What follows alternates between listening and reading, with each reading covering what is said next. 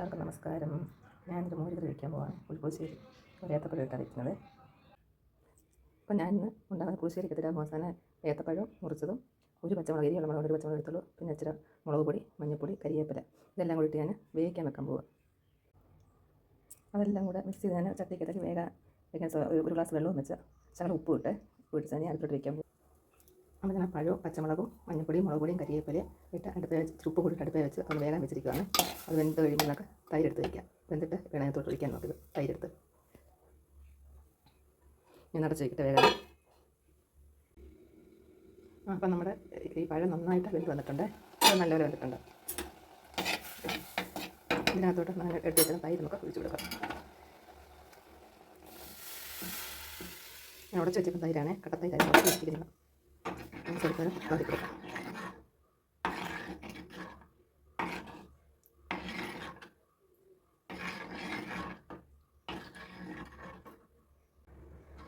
അപ്പം ഞാനിങ്ങനെ ഇളക്കിക്കൊണ്ടിരിക്കുകയാണ്.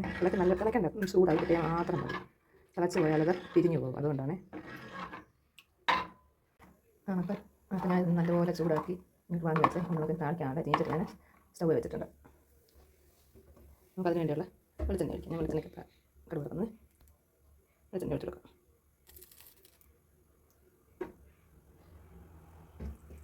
വെളിച്ചെണ്ണ ഒഴിച്ച് കൊടുത്ത് ഇനി നന്നായി ചൂടായിട്ട് നമുക്ക് കടുക് ഇട്ട് കൊടുക്കാം. ചൂടായിട്ട് അതിൽ വെയിറ്റ് ചെയ്യാമേ. അപ്പോൾ നമ്മൾ ചീനിച്ച ചൂടായി ഞാൻ കടുക് ഇട്ട് കൊടുക്കുവാണ്. കടുക് ഇട്ടു, ഉലുവായിട്ടു, രണ്ടൊക്കെ മുളക് ഇട്ട് കൊടുത്ത് മുളക് ഇട്ട് കരിവേപ്പില ഇട്ട് കൊടുത്തു. അത് നിർത്തി സ്റ്റൗവിൻ്റെ ചെറുപ്പൊടി നിർത്തി നമുക്ക് വേണ്ടത് ഇച്ചിരി ഉലുവാപ്പൊടി ഇട്ടിട്ടുണ്ട്. നമുക്ക് ചെയ്തിട്ടുണ്ട്. ഉലുവാപ്പൊടി ഇട്ടൊക്കെ നല്ലതാണ്. ഉലുവാപ്പൊടി ഇട്ടൊക്കെ ചൂടായാൽ നമുക്ക് നല്ലത് പൊരി വയ്ക്കത്തിട്ട്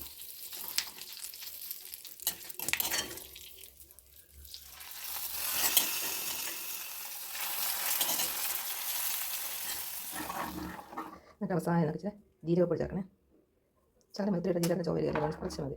പിന്നെ എല്ലാം ഒരു കോമ്പിനേഷൻ സ്വല്പം പഞ്ചസാരയും കൂടി ഞാൻ ചേർക്കും. ശകലം ഷുഗർ കാണുന്നുണ്ട്. ശകലം ചേർക്കാൻ ചേർക്കാൻ കേട്ടോ. ഞാൻ എല്ലാവരും പൊങ്ങനെ ചെയ്യാൻ വേണ്ടി ചേർക്കുന്നേ ഉള്ളൂ. അപ്പോൾ നമ്മുടെ പുളിശ്ശേരി റെഡിയായ നിങ്ങൾക്കൊന്ന് ചെയ്ത് നോക്കണേ. ഇത് സൂപ്പറാണ്. ചില പുളിയുണ്ട്. ആ പുളിയൊക്കെ ഒന്ന് കുറഞ്ഞിരിക്കും നമ്മുടെ ഈ പഴം ഇട്ടതുകൊണ്ട്. അങ്ങനെ പുളിശ്ശേരി റെഡിയായി. നിങ്ങളെല്ലാവരും ഇതൊന്ന് ചെയ്ത് നോക്കണേ.